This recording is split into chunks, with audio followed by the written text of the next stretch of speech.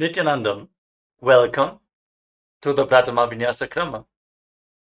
We are going to perform the 108 Asana sequence of KAILASA's Nithyananda Yoga. First, let us make sure we have all the components you need for the yoga practice. Have your yoga mat on the ground. Have your Panchapatra and Udani ready. 1 cup with a spoon with some water for the ritualistic cleansing. All the male bodies, please remove your upper cloth and apply the vibhuti on the 16 places over your body, as you can see on our acharyas. All the female bodies, you can apply it on your forehead. Wear the kumkum on your third eye, the Agnya chakra in between the eyebrows, and wear the Rudraksha mala around your neck. You can keep some weights at the side of the mat if you want to intensify the asana practice. And make sure you have 1 energized Shri Yantra on your yoga mat. Gaze at the yantra whenever possible.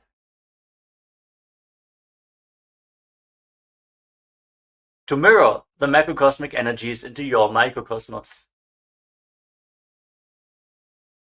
Let us all now settle down into a comfortable cross-legged position with your head, neck and spine in a straight line.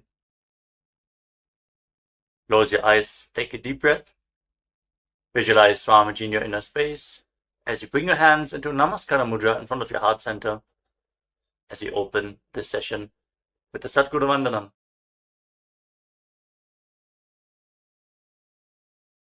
Nithyanandam Paramasukhadam Kevalam Jnanamurtim Dvandvatitam Gaganasadrisham Tattvamasyaadi Lakshyam Ekam Nityam Vimalamachalam Sarvadhi Sakshibhutam Bhavatitam Trigunarahitam Sadgurum Tam Namami. Next, we are going to chant the Shiva Mula mantra. Om Ham Ham Shivaya Namaha 11 times, invoking Paramashiva's presence for this ritual of Nithyananda Yoga. Please follow along internally. Om Ham Ham Shivaya Namaha. Om Ham Ham Shivaya Namaha. Om Ham Ham Shivaya Namaha. Om Ham Ham Shivaya Namaha. Om Ham Ham Shivaya Namaha. Om Ham Ham Shivaya Namaha. Om Ham Ham Shivaya Namaha. Om Ham Ham Shivaya Namaha. Om Ham Ham Shivaya Namaha. Om Ham Ham Shivaya Namaha. Om Ham Ham Shivaya Namaha. Let us now enter into the Tattvachamanam, the ritualistic cleansing. Take your Panchapatram and Udani. Keep your right hand in the Gokarna Mudra in the shape of a cow's ear. Take 1 Udani, 1 spoon of water, and pour it into your right palm.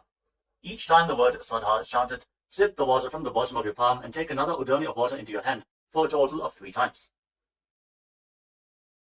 Om Atmatattvam Shodhayami Swadha. Om Vidyatattvam Shodhayami Swadha. Om Shivatattvam Shodhayami Swadha. Now wash your right hand with the water from the Panchapatram and wipe your lips twice with the bottom of your right thumb as we chant. Om Ham Hridayaya Namaha. Wash your hand again. With your index, middle and ring finger joined together, touch above the upper lip and below the lower lip. Then wash your hand again. With your index finger and thumb joined together, touch your right nostril and your left nostril. With your ring finger and thumb, touch your right eye, your right ear, and your left ear. Then wash your hand again. With your little finger and thumb, touch your navel, your right chest, and your left chest. And with all the tips of the fingers joined together, touch the crown of your head, the right shoulder, the left shoulder, and your heart center. Wash your hand again. Now place your right hand over the left and place both your hands on the right thigh. Sit straight, close your eyes, and make a conscious resolution. What you want to manifest in today's Nithyananda Yoga session. Hold the visualization of what you want to manifest as we chant the Sankalpa mantra. ओम ममोपात्त समस्त दुरितक्षय द्वारा भगवत् श्री नित्यानंद परमशिव प्रीत्यर्थम श्री नित्यानंदेश्वरी परमशिव शक्ति समेत श्री नित्यानंदेश्वर परमशिव प्रीत्यर्थम च शुभे शोभने मुहूर्ते अद्य ब्रह्मणः द्वितीय परार्धे श्री श्वेतवराह कल्पे वैवस्वतमन्वन्तरे अष्टाविंशतितमे नित्ययुगे प्रथमे पादे जम्बूद्वीपे भारतवर्षे भरतखण्डे मेरोः दक्षिणे पार्श्वे शकाब्दे अस्मिन् वर्तमाने व्यवहारिके प्रभवादीनां षष्ट्याः संवत्सराणां मध्ये शुभनाम संवत्सरे शुभायने शुभऋतौ शुभमासे शुभपक्षे शुभतिथौ शुभवासरयुक्तायां शुभनक्षत्र शुभयोग शुभकर्ण एवं गुणविशेषण विशिष्टायाम् अस्यां शुभतिथौ श्री कैलासोन्नत द्वादशांत श्यामला पीठारूढ़ श्री मीनाक्षी सुंदरेश्वरा भिन्न स्वरूप परशिवपुत्र रत्नकुमार गुरुमन्यतुल्यावतार श्री पार्वती स्तन्यपान लब्ध दिव्य ज्ञान विश्रुत सकल निगमागम सारभूत द्राविड वेद प्रवक्त्रे श्रीमत् परमशिव करुणा समधिगत मुक्तामय चतुरश्रयान गीयमान छत्र चामर श्री जिन्नकाहलादि समस्त बिरदावल्यलंकृत ज्ञान विज्ञान चक्रवर्ती सर्वजन संघ सद्यो निर्वाण दीक्षा व्यजाप वर्ग वर्ष विश्राणजीमूत परमत कलभ केसरी शैव सिद्धांत स्थापनाचार्य श्री राजाधिराज पांड्य महाराज गुरु क्षपन शाख्यादि महांधकार निवारण ज्ञान भानु वीक्षणा नरहार ध्वजोच्छेदन पूर्वक श्रीमद ऋषभध्वज स्थापक शैव समय कर्त्रे सर्वज्ञ पीठारूढ़ श्री जगद्गुरु श्री ज्ञान संबंध देशिक स्वामी वागीश सुंदर माणिक्य वाचक स्वामिनाम अवतार भूत श्री ज्ञान संबंध स्वामी पुनरुद्धृत श्यामला पीठ सर्वज्ञ पीठ तृणवद्युत्तर द्विशततम गुरु महासन्निधान अरुणगिरि योगीश्वर परंपरागत अरुणाचल सर्वज्ञ पीठ गुरु महासन्निधान कैलास परंपरागत कांची कैलास सर्वज्ञ पीठ त्रयस्त्रिंशदुत्तर द्विशततम गुरु महासन्निधान नित्योत्सव नित्य मंगल नित्य कल्याण नित्य रचित कैलास परंपरागत आदि कैलास नित्यानंद पीठ महासंस्थान महासिंहासन पीठ कर्त्रे साक्षात् श्री परमशिव समुद्भूत कैलास परंपरागत वैवस्वतमनु इक्ष्वाकु हरिश्चंद्र भगीरथ श्रीरामचंद्र शूरसेन इत्यादि अनवच्छिन्न सार्वभौम चक्रवर्ती परंपरागत चतुष्षष्टि योगिनी मंडित चतुष्षष्टि संप्रदाय प्रवर्तक मनुधर्म शासन सूर्यवंश प्राप्त सर्वज्ञ पीठ सुरांगी साम्राज्य मूर्धाभिषिक्त चूड़ामणि साक्षात् श्री परमशिव समुद्भूत कपिल महागुरु पुनरुद्धृत महानिर्वाणी पीठ अष्टोत्तर सहस्र श्री महामंडलेश्वर साक्षात् श्री परमशिव समुद्भूत श्री महागणपति समारंभ अनवच्छिन्न पीठाधीश्वर गुरु परंपरा प्राप्त अटल पीठ अष्टोत्तर सहस्र श्री अटल पीठाधीश्वर धर्म मुक्ति स्वर्गपुर स्वर्ण पीठ त्रयोविंश गुरु महासन्निधान कैलास परंपरागत आदिपीठ सर्वज्ञ पीठ जगद्गुरु श्री कैलास पुनरुद्धारक श्री कैलास परमाचार्य श्रीमत् परमहंस परिव्राजकाचार्य वर्य सच्चिदानंद प्रणव स्वरूप श्रोत्रिय ब्रह्मनिष्ठ श्री जगद्गुरु श्री श्री भगवत् श्री नित्यानंद परमशिव श्री ज्ञान संबंध देशिक परमाचार्य स्वामिनां प्रीत्यर्थम तेषां पादारविन्दयोः भक्ति सिद्ध्यर्थम गुरु कृपा कटाक्ष सिद्ध्यर्थम क्षेम स्थैर्य वीर्य विजय आयुरारोग्य ऐश्वर्यानाम् अभिवृद्ध्यर्थम धर्मार्थ काम मोक्ष चतुर्विध बल पुरुषार्थ सिद्ध्यर्थम समस्त दुरितोपशान्त्यर्थम समस्त मंगल अवाप्त्यर्थम भगवत् श्री नित्यानंद परमशिव प्रसादेन सकुटुम्बस्य ज्ञान वैराग्य जीवन मुक्ति प्राप्त्यर्थम पूर्ण आरोग्य युक्त दृढ़गात्र योग्य शरीर सिद्ध्यर्थम परमशिव शक्ति आविष्करणार्थम नित्यानंद योगाभ्यासं करिष्ये। Now wash your right hand once more. ओम अप उपस्पृश्य And keep your Panchapajam and Udani aside out of harm's way. Let us now enter into the first asana of the sequence, Sukhasana. In a comfortable crossing position with the head, neck and spine in a straight line. Place your hands on top of the knees in Bindu Mudra with index fingers and thumbs together. Gaze forward. Visualize Lord Shiva in your inner space. Hold the visualization. Breathe in Samana Kumbhaka. Inhale deeply into your navel region. And visualize the fire in your navel being kindled, rising up your spine as you exhale and hold your breath. Engage Mahamudra Bandha, which is a combination of the Mula Bandha, the root lock, contracting the perineal floor and pulling it up, preventing the energy from flowing out at the bottom of your spine. The Uddiyana Bandha, the abdominal lock, contracting your muscles above and below the navel and pulling your stomach in and up towards your spine. And the Jalandhara Bandha, the throat lock, as you tuck your chin to the chest, internally contracting your throat muscles to prevent the prana from falling down again. Form all the three bandhas together and form Mahamudra Bandha. Now, internally, chant the japa Soham again and again. Visualize it rotating around your throat in a circular manner, like a prayer wheel. These are the components of the first asana, Sukhasana. तत्सुखासनमित्युक्तमशक्तस्तत्समाचरेत् आसनं विजितं येन जितं तेन जगत्त्रयम्. Now, place one foot, place your feet on top of opposite thighs, into Padmasana, the lotus posture. Join the palms of your hands in front of your chest and raise them up above your head in Anjali Mudra with the elbows straight. Engage all of your limbs as you visualize yourself as Mount Kailash in Parvatasana. अथ वक्ष्ये महादेव पर्वतासनमङ्गलम् यत्कृत्वा स्थिररूपी स्यात् षट्चक्रादिविलोपनम्. Now extend your feet away from the body. Bring the soles of the feet together. Interlock your fingers behind your back in Parusha Mudra as you lean forward and down, and place your forehead on the ground behind the heels. Lean down as low as you can. Open up your back. Breathe deeply into your navel region. Feel the stretch in your back. As you gaze to your nose, visualize Swamiji and keep engaging the Mahamudra Bandha in Halipavasana.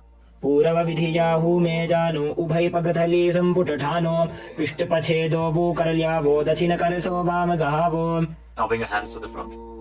Keep the soles of the feet together. Cup the palms and place them on the ground in front of the feet.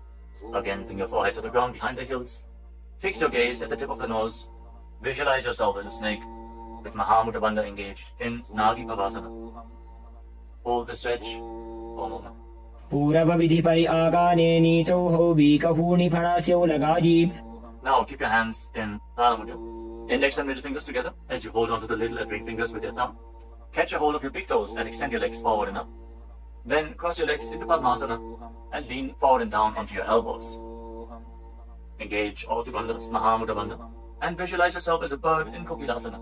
अथान्यदासनं वक्ष्ये येन सिद्धो भवेन्नरः अकस्मात् वायुसञ्चारं कोकिलाख्यासनेन च. Rise up. Now stack your knees and your ankles. Hold on to opposite elbows in front and start rotating your arms in a circular motion. Gaze to the tip of the nose, perform Mahamudra Bandha, and visualize Swamiji in your inner space as you mobilize your shoulders, your thoracic spine in Nithyananda.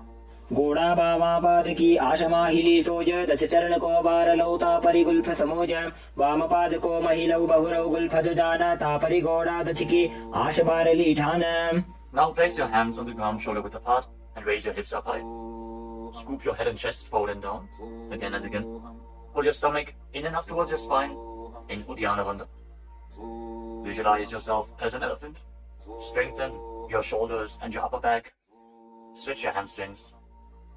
Don't forget to breathe in Samana Kumbhaka. Intensify the fire in your navel region in Gajasana. न्युब्जं पादाग्रे भूमौ कृत्वा लम्बी भूयामस्तकाग्रे निधायाम नितम्बम् ऊर्ध्वमुन्नमय्य नाभिलक्ष्यं भूमौ नासिकामानीय. Now raise one heel off the ground in the same position and push the other heel down. Alternate the position of your feet again and again. Stretch your hamstrings and push your shoulders through. Straighten your back. Pull your stomach in and up. And visualize yourself as a bear in Vrikshasana, the bear posture. एकैकं पादमाकुञ्च्य गजासनं कुर्यात् त्रिक्षासनं भवति. Now rise up. Stand on the tips of the toes. Stand on the tips of the toes. If you can, rise up all the way onto your big toes. Bring your hands to your chest in Hridaya Mudra, index, middle and big fingers joined together. Hold your stomach in and up and visualize Swamiji in your inner space. Find the balance in your center. Get the strength in your calves. In Vaishyasana. केशेन पादयुगलं बद्ध्वा तिष्ठेत् अधोमुखः अथ वैश्याः वक्ष्ये यत्कृत्वा सत्यवान् भवेत्. Now let us move into the first Karana of the sequence. Starting off with Arimandi posture. Keep your heels together, toes pointing outwards, and bend your knees. Bring your hands in front of your chest. Now raise one knee up along the center of your body in a circular motion and follow along with the respective hand. Repeat the movement on both sides gracefully again and again.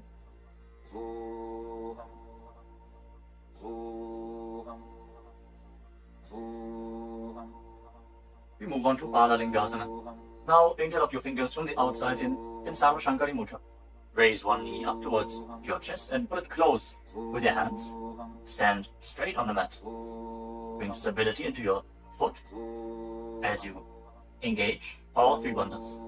The root lock, abdominal lock, and throat lock in Mahamudra Bandha. Visualizing yourself caressing a baby in Balalingasana. एकं जानु उरसि आलिङ्ग्य स्थातव्यं बाललिङ्गनं भवति. Now bring the raised foot behind towards your buttocks. Hold it close with interlocked fingers in Parsha Mudra. Bring the knees close together as you engage Mahamudra Bandha. Visualize Swamiji in your inner space. Bring stability to your inner space. You can focus on the drishti point, an external point. Remove any shaking of the inner space and body. Fix your gaze at a point and gain stability of the body and mind. स्थित्वैकस्मिन् पादतले कराभ्यां वेष्टयेतनुं पृष्ठे संस्थाप्य यत्नेन पादपीडनमासनम्. As you now catch the sole of the foot from the inside, kick the leg back in up and extend the other hand forward in Bindu Mudra with index finger and thumb together. Raise the foot up high and visualize yourself as Lord Nataraja in Natarajasana. उत्तानपादं क्रौञ्चं च मरीचिं वीरभद्रकं नटराजं त्रिकोणं च सुप्ताङ्गुष्ठप्रसारणे. Step the foot down and interlock your fingers again from the outside in. Raise the other knee to the chest. Repeat Balalingasana on the other side. Visualize yourself holding a baby. Breathe deeply against the raised thigh. एकं जानु उरसि आलिङ्ग्य स्थातव्यं बाललिङ्गनं भवति. Now bring the raised foot to the back. Hold it close to the buttocks with both hands. Engage all the bandhas. Visualize Swamiji in Padapidanasana. एकं जानु उरसि आलिङ्ग्य स्थातव्यं बाललिङ्गनं भवति. Now hold the sole of the foot, kick the leg back and up, and lean forward with the front hand in Bindu Mudra. Visualize yourself as the cosmic dancer Lord Nataraja in Natarajasana. उत्तानपादं क्रौञ्चं च मरीचिं वीरभद्रकं नटराजं त्रिकोणं च सुप्ताङ्गुष्ठप्रसारणे. Come to the next karana of the sequence. Again, stand in Arimandi. Heels together, toes pointing outwards and knees bent. Bring your hands to the chest. Step the right foot behind the left. And start swinging the right arm back and forth like a pendulum. Gracefully move your fingers one by one. Place your hand over the nose, uncross your ankles. And repeat the movement on the other side as well. Next up is the skeleton dance.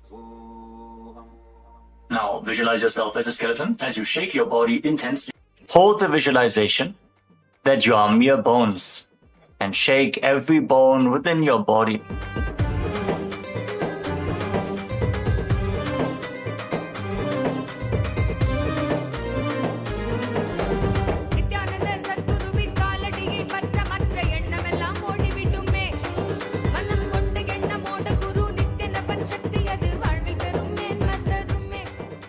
Now return to Adimani posture and cross your arms over top of your head.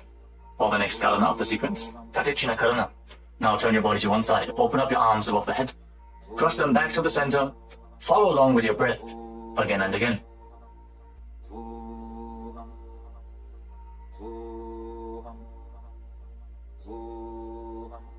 Now raise your arms up parallel above your head and rise up onto the tips of your toes.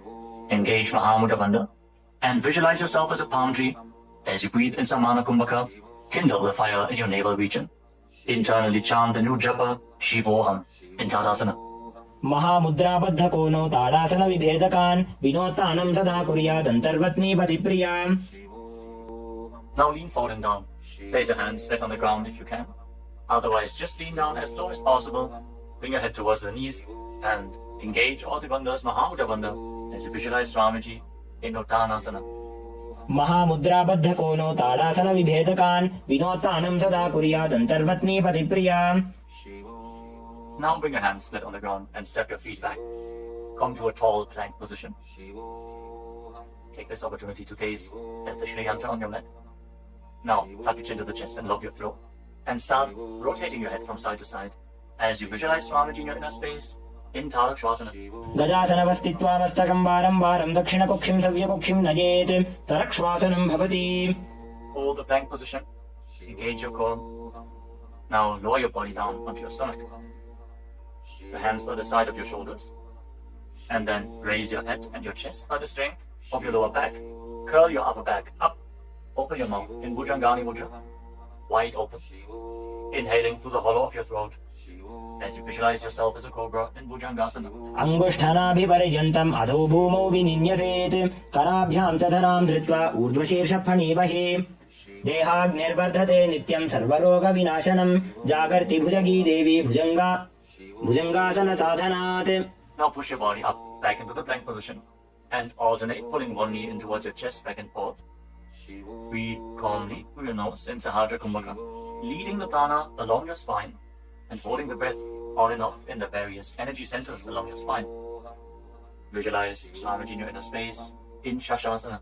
गजासन संस्थितौ जानुद्वयमाकुञ्च वारं वारं कर्तव्यं शशासनं भवति. Now step one foot in between your two hands. Simultaneously jump the front foot back and bring the other foot in between the hands. Alternate the position. Jump intensely as you visualize yourself as a chariot in Rathasana. गजासन संस्थितो एकैकं पादं पुरोमार्गेण भ्रामयित्वा कर्तव्यं रथासनं भवति. Remain in this position and rise up. Keep one foot at the back with the toes facing sideways and bend the front knee at a 90-degree angle. Raise your arms up parallel above your head. Intensely engage your legs and your core. Pull your stomach inwards and up in Uddiyana Bandha. Fix your gaze at your third eye as you visualize yourself as Lord Veerabhadra with 8 arms in Veerabhadrasana. वासिष्ठमथ कौण्डिन्यम् ऊर्ध्वकुक्कुटमेव च अष्टावक्रमथोत्तानं मयूरं सेतुबन्धनम् उत्तानपादं क्रौञ्चं च मरीचिं वीरभद्रकं नटराजं त्रिकोणं च सुप्ताङ्गुष्ठप्रसारणे. Now exchange the position of your feet. Bring the other foot to the front and bend the front knee at a 90-degree angle as you turn the back toes facing outwards and bring your arms up above your head. Gaze to your third eye. Pull your stomach in and up and visualize yourself as Lord Veerabhadra.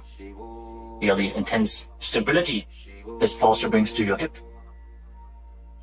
Stand strong and stable in Veerabhadrasana. वासिष्ठमथ कौण्डिन्यम् ऊर्ध्वकुक्कुटमेव च अष्टावक्रमथोत्तानं मयूरं सेतुबन्धनम् उत्तानपादं क्रौञ्चं च मरीचिं वीरभद्रकं नटराजं त्रिकोणं च सुप्ताङ्गुष्ठप्रसारणे. Now stand up straight. Take one foot and pull it up towards the inner opposite thigh with the heel close to your perineum. Join your hands in Anjali Mudra and raise your arms up straight above your head. Engage Uddiyana Bandha. Pull your stomach in and up and visualize yourself as a tree. Fix your gaze at an external point for balance in the Vrikshasana, the tree posture. वामोरुमूलदेशे च याम्यं पादं निधायतु तिष्ठेत्तु वृक्षवद्भूमौ वृक्षासनमिदं विदुः. Now bring the raised foot up towards the opposite hip and join your hands in Namaskara Mudra in front of your chest.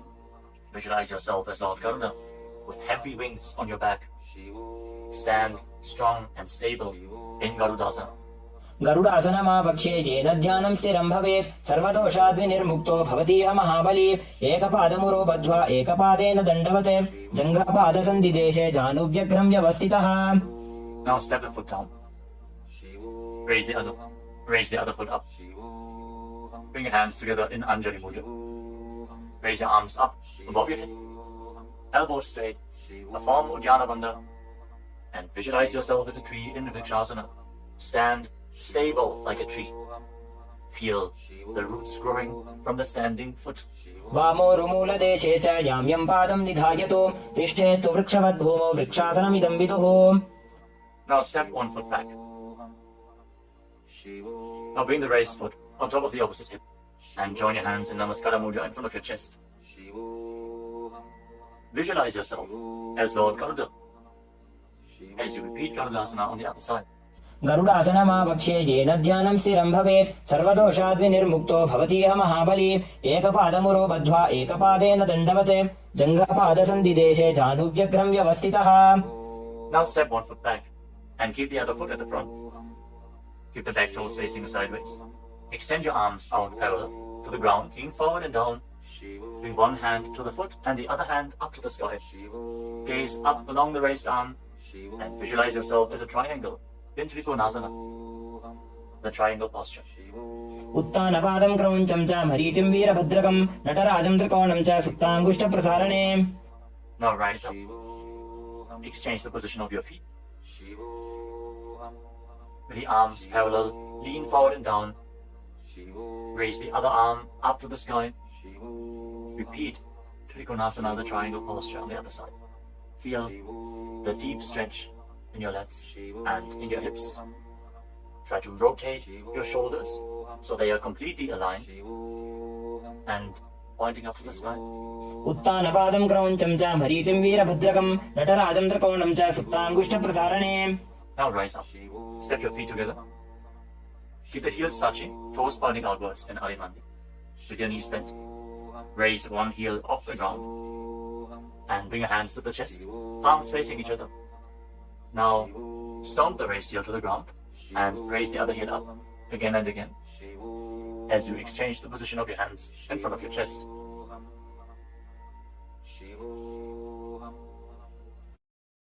Now lower your body down into Angushtasana. Tuck the toes and sit on raised heels.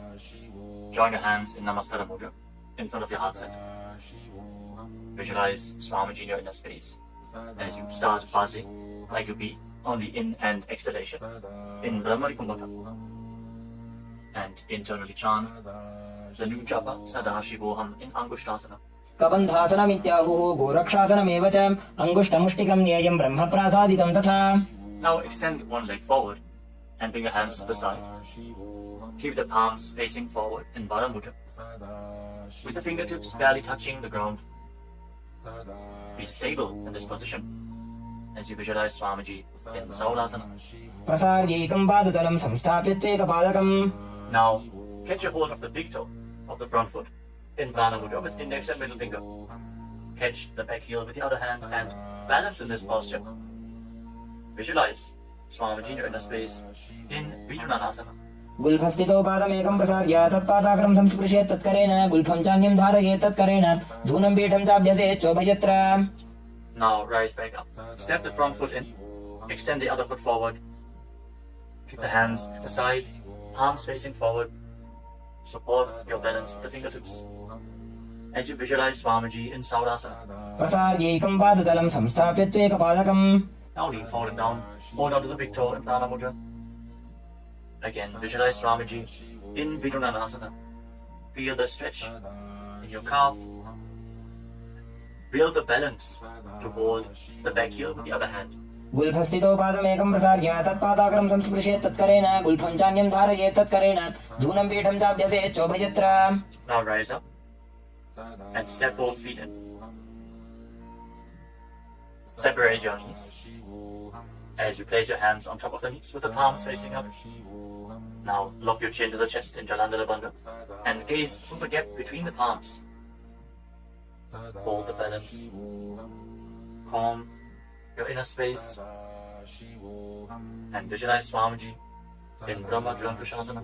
दो भूफणा पाणी होए वैसे एड़ी दो गुदानी वैसे कोरपक दलियां की माहिली आयुष माहेरा शेमिली. Now drop your knees down to the ground. Sit on raised heels and fix your gaze at the tip of the nose. Pull your stomach in and up in Uddiyana Bandha and visualize yourself as Sage Kapila Muni in Kapilasana. दो भूफणा पाणी होए वैसे एड़ी दो गुदानी वैसे कोरपक दलियां की माहिली आयुष माहेरा शेमिली. Now shift your gaze upwards towards your third eye. Maintain this posture and visualize Swamiji's form in your inner space in Bhadragurakasana. दो भूपकतली संपुट करे कोरवारली भूपरिधरे कोरवारली राखे ऐसे तापरी मूल द्वार टिकी बैसे. As you raise your knees off the mat, keep the soles of the feet together. Join your thumbs and little fingers and open up your palms into Padma Mudra, resembling a lotus flower. Raise your arms up above your head and gaze through the gap between the palms. Pull your stomach in and up in Uddiyana Bandha and visualize Lord Surya in your inner space in Suryasana, the sun posture. एड़ी दो वो गुदा तरियाने फणा पानी बैठक पुनिठाने गोड़ा जंग अधर करे रहे आड़े वाम इसी विधि कहे. Now place your knees on the ground. Bring the top of the feet flat and place your hands on the knees. Gaze upwards towards your third eye. Visualize yourself as a frog and keep your tongue flat against the palate of the mouth in Manduki Mudra. Stop the buzzing sound on the breath.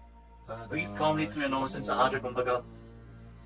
Don't forget to chant Sadashivoham internally in Mandukasana. पादतलौ पृष्ठदेशे अङ्गुष्ठे द्वे च संस्पृशेत् जानुयुग्मं पुरस्कृत्य सातजेन्मण्डुकासनम्. From this kneeling position, now bring your hands behind your back. Hold on to opposite shoulders and keep your elbows close to your head. Open up your upper back. Feel the strength in your shoulders. Gaze up towards your third eye. As you keep on visualizing yourself as a frog, with your tongue up in Mandukhi Mudra. Hold your stomach in and up in Uddiyana Bandha, in Uttana Mandukasana. मंडुकासन मध्यस्थं कूर्पराभ्यां धृतं शिरः एतद्धेकवदुत्तानमेतदुत्तान मंडुकम्. Now cross your ankles and sit on your heel. Push the upper heel against your perineum as you keep your hands on the knees. Gaze to the tip of the nose. Stretch your tongue out and exhale forcefully through your mouth again and again. Lock the Mula Bandha intensely as you visualize yourself as a lion in Simhasana. दक्षिणं सव्यकुल्फेन दक्षिणेन तथेतरं हस्तौश्च जान्वो संस्थाप्य स्वाङ्गुलीश्च प्रसार्य च. Now join the soles of your feet together behind your back with the toes pointing backwards and sit on the heels. Separate your knees widely and cross your arms behind your back. Catch the big toes in Prana Mudra, index and middle fingers together. As you lock your chin to the chest in Jalandhara Bandha, gaze to the tip of your nose and visualize Swamiji in your inner space returning to Brahmani Kumbhaka, buzzing like a bee on the inhalation and exhalation in Bhadrasana. गुल्फौ च वृषणस्याधो व्युत्क्रमेण समाहितः पादाङ्गुष्ठौ कराभ्यां च धृत्वा च पृष्ठदेशतः. Now step your feet flat on the ground. Keep the knees raised and lean forward. Bring your arms in and around the legs. Behind your back, reach for the opposite hands behind your back and interlock your fingers if you can. In Parasha Mudra, gaze to the tip of your nose and visualize yourself as a crow in Kargabhushandi Asana. प्रथमे बेसक उक्कटठाने दोबू हाथ पकमी च आने तिनको मोड़ी नल्या परिल्यावे पिष्टपछे काकसी करावे. From the squatting posture, place your hands flat on the ground, shoulder width apart. Bring your knees onto your arms, close to your armpits and raise your hips. Lean forward, lift your legs off the mat and balance on your arms, visualizing Swamiji in your inner space in Kali Pavasana. आसन को गुण आशीर्षिता होई तो आछी होई. Let us now get ready for Kapali Asana, which is the first inverted posture of the sequence. You're suffering from upper back or neck injuries or high blood pressure, or if you're currently in pregnancy, please consult your doctor before performing any of the inverted postures of today's Nithyananda Yoga sequence. With this out of the way, let us now place the head on the ground, form a triangle between your head and your hands. Keep your knees on your arms, align the hips with the shoulders, and then straighten your legs up into a headstand. Fix the gaze at the nose. Visualize Swamiji. Feel the vibration in the crown of your head as you keep buzzing like a bee in Brahmani Kumbhaka in Kapali Asana. शीश शीशा धरती टेकी पगदो भूमिलिवा ऊंचा कुकरे. Now gently lower your legs down and come to a squatting position. Keep your hands flat on the ground. Rotate your body to one side. Align the knee with your hip. Align the knee and the hip with your elbows and lean forward onto your arms. Extend your legs out to the side and gaze up towards your third eye. Visualize yourself as a peacock and exhale all the way. Hold your breath again and again in Tejaka Kumbhaka as you perform Parsvamayurasana. Balance on your arms with the strength to your wrists and shoulders. मयूरं दण्डवत् कुर्यान् मायूरं दण्डनामकं कुर्यान् मायूरं पार्श्वाभ्यां मायूरपार्श्वनामकम्. Now set your legs down. Twist your body in the opposite direction. Repeat Parsvamayurasana on the other side. Lean onto your arms. Extend the legs out to the side and gaze to your third eye as you visualize yourself as a peacock. मयूरं दण्डवत् कुर्यान् मायूरं दण्डनामकं कुर्यान् मायूरं पार्श्वाभ्यां मायूरपार्श्वनामकम्. Now settle down. Place your hands flat on the ground and step your feet back into a plank position. Take a moment to gaze at the Shri Yantra on your mat as you step one foot front in between the two hands.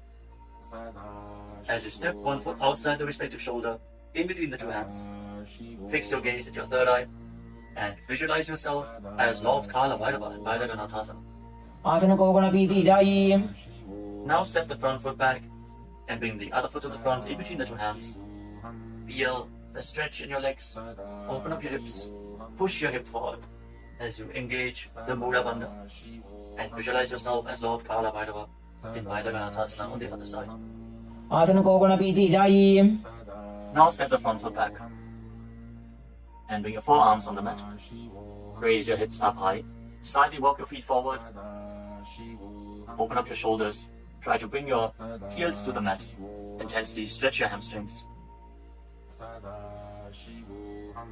As you gaze towards your third eye, visualize Swamiji in Unmukha Pīఠāsana. भून्यस्तौ जानुनी हस्तौ चतुष्पदमवाङ्मुखम् उत्थापिताङ्घ्रियुगलकटिस्थलमभिरुकाम्. Now raise back onto your arms and rotate your body. Lift one arm up towards the sky. Keep your body completely straight, your core tightly engaged, and gaze up along the raised arm as you visualize yourself as sage Vashishta in Vashishthasana. ऊर्ध्वकुक्कुटवासिष्ठमरीचिहलमत्स्यकम् परिवृत्तिम् चोदरस्य विविधम् धनुरासनम्. Now rotate your body to the other side. Raise the other arm up. Keep your core engaged as you repeat Vashishthasana on the other side. ऊर्ध्वकुक्कुटवासिष्ठमरीचिहलमत्स्यकम् परिवृत्तिम् चोदरस्य विविधम् धनुरासनम्. Relax. Now bring your feet to the front. Come to a sitting position with your legs extended forward. Bring your hands underneath the buttocks with the palms facing up. Lock your chin to the chest. Gaze to the tip of the nose. Visualize yourself as Lord Hanuman. As you internally chant the Nujapa, Mahasada Shivoham in Anjani Asana. दो भूकर की उभय हथेली कोरवारिली मैले भेली सो आगाने भूपरिदाशे महाने अंगुली मिलिराशे. Now lean forward and down. Catch a hold of your big toes and down again with index and middle fingers. Lean down as low as you can. Stretch your back. Open your hamstrings and your hips. As you engage Mahamudra Bandha, all the three bandhas together. Visualize Swamiji in Paschimottanasana.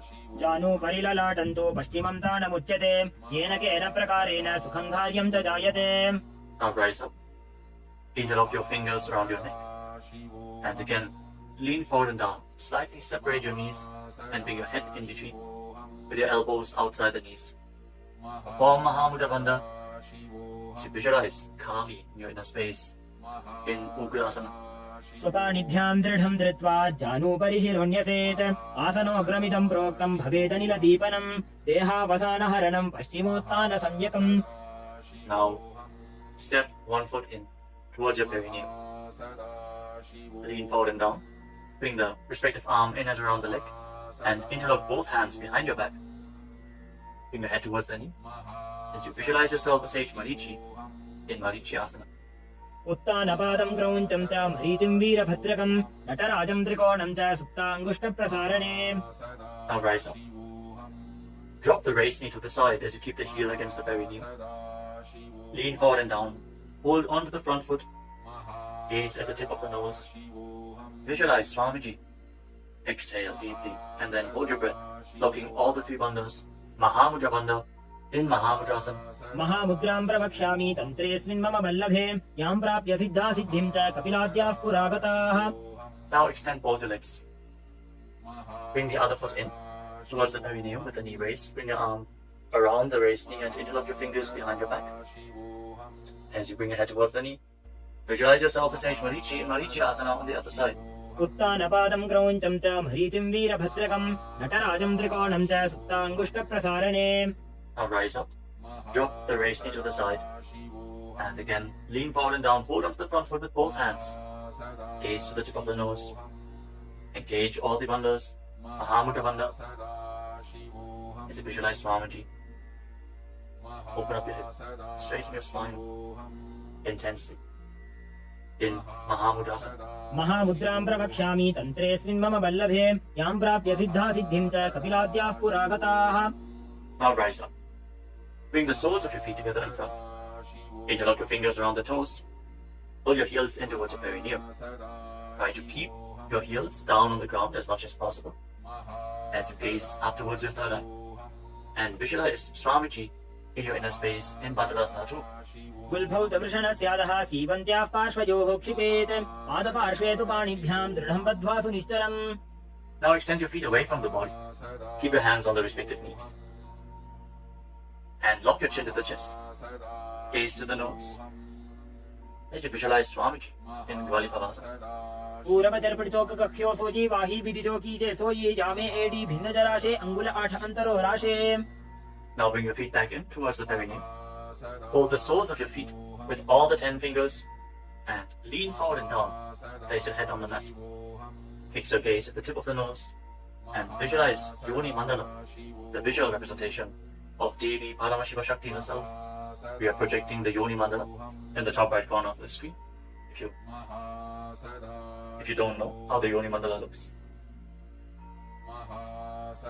exhale deeply and hold your breath in Rechaka Kumbhaka and Joni Asana. दोभूपकदली संपुट करे AD made के ढिंग दरे अर्धहात को अंतरराशे लीलाट पकथलियां उपरदाशे. Rise up and again extend your feet away from the body. Extend your arms out to the side and lean forward and down from the waist. Try to keep your back as straight as possible as you bring your forehead on the ground behind your heels.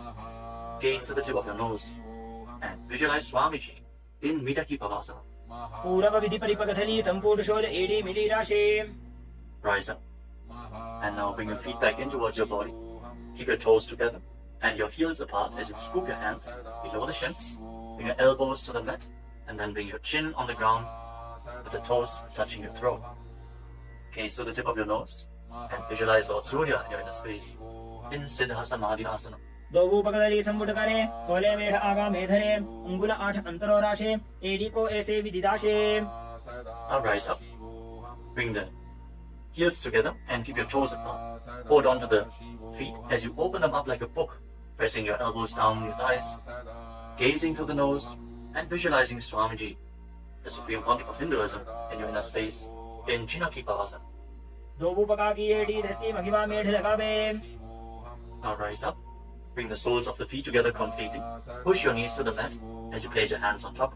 And gently push down the knees with your hands. Fix your gaze at your third eye and pull your stomach in and up in Uddiyana Bandhana. Visualizing Swamiji in your inner space in Charapata Chokasana. दोभूपकदली संपुट धारे आगा ने कहे जारे पसारे घोड़ा भूसो लगता राशे हाथ दो गो घोड़ा परिदाशे. Now rotate your feet. Raise the heels and bring the toes down to the mat. You can use the support of your hands if needed. Then push your knees to the ground and place your hands on top of the knees in Bindu Mudra. As you pull your stomach in and up, gaze to your third eye and visualize yourself as Lord Kala Bhairava in Bhairavasana. गुल्फो संपीड्य चान्योन्यं विक्रमेणोत्थितं शनैः जान्वोः पार्श्वगतौ हस्तौ दण्डवद् भैरवासनम्.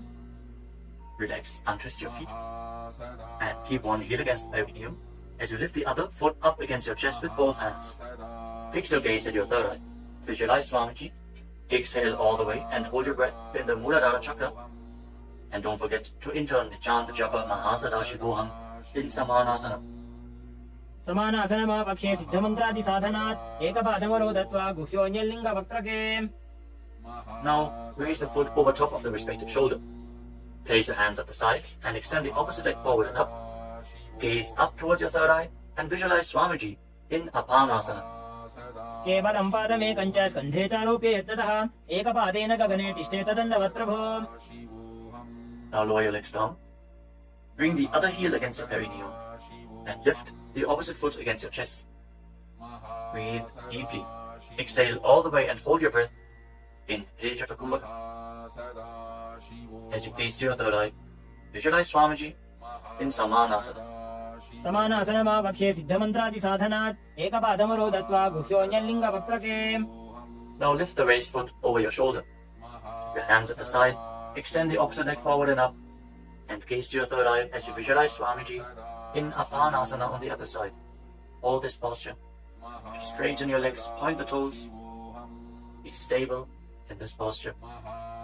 केवलं पादमेकं च स्कन्धे चारोप्य यत्ततः एकपादेन गगने तिष्ठे तदण्डवत् प्रभो.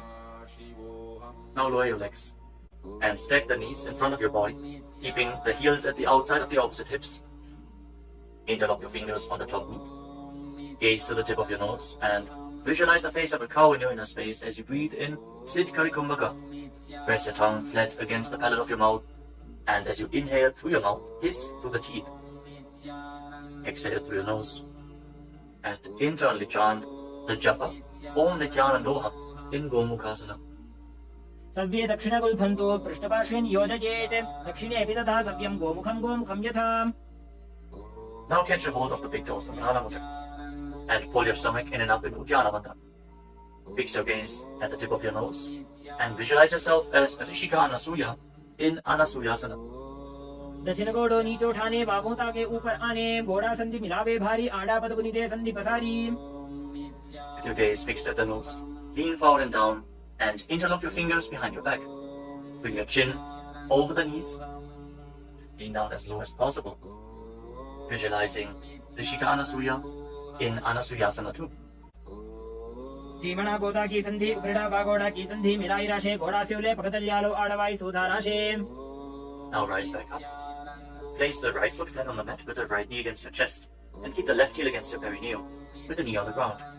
Place your hands on the respective knees. Gaze to the tip of the nose and visualize yourself as Lord Garuda in Garudasana 2. डाबो पकमोड़ी एड़ी माहिला गुल्फमूल द्वारणी चैदे From the same posture, now raise your perineum onto the heel. Interlock your fingers around your neck and twist your elbows outside the raised knee as you gaze up towards your third eye.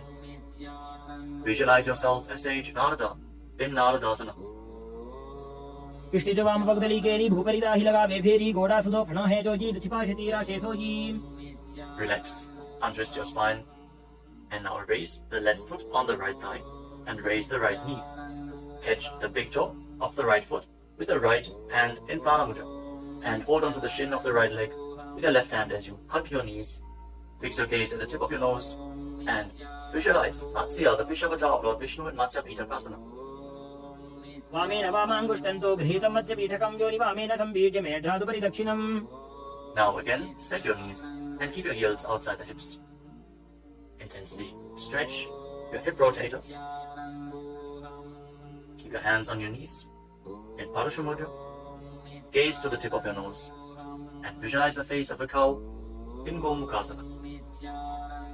सव्ये दक्षिणगुल्फन्तो पृष्ठपार्श्वे नियोजयेत् दक्षिणे अपि तथा सव्यं गोमुखं यथा Now interlock your fingers around the toes in Pranamudra.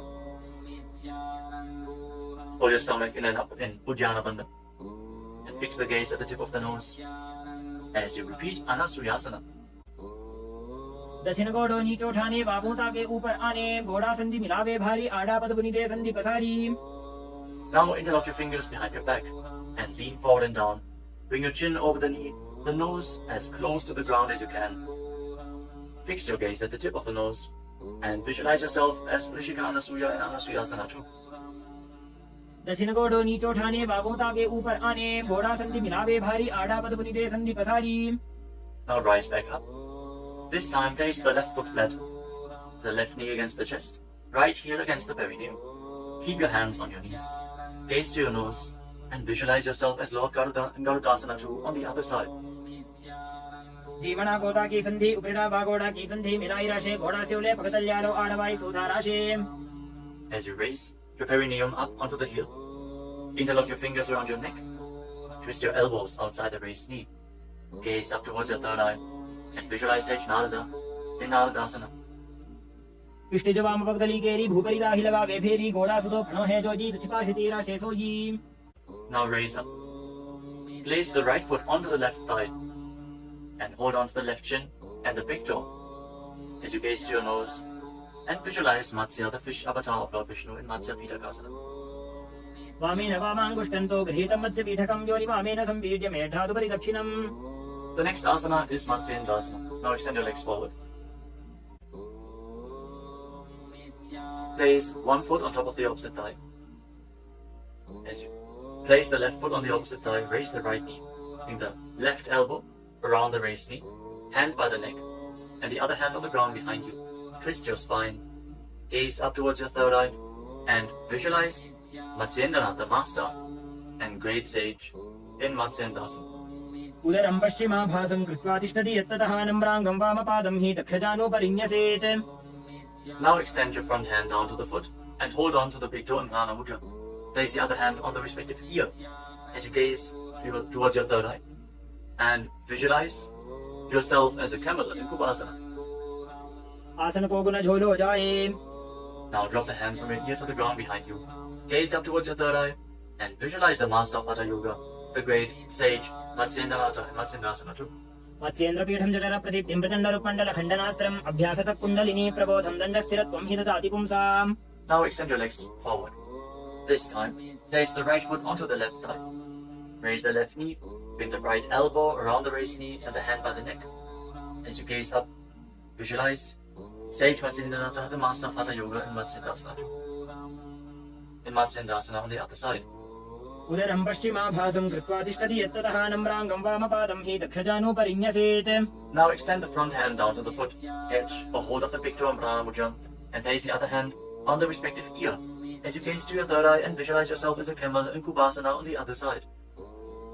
आसन को गुण झोलो जाए. Now drop the hand from your ear on the ground behind you. Keep twisting your spine intensely as you visualize Sage Matsyendrananda, the master of Hatha Yoga in Matsyendasana 2.